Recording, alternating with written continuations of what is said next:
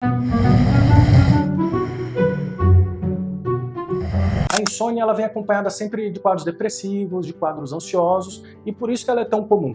E tem um outro quadro que acompanha a insônia, que é muito importante a gente investigar em pacientes que têm insônia crônica, que é a apneia obstrutiva do sono. Esse quadro associado de apneia e insônia chama-se comisa. O paciente que não consegue dormir, não consegue ter uma noite plena, ele desperta várias vezes à noite, no dia seguinte ele fica irritado, né? A cabeça não consegue desligar para dormir já no início da noite seguinte.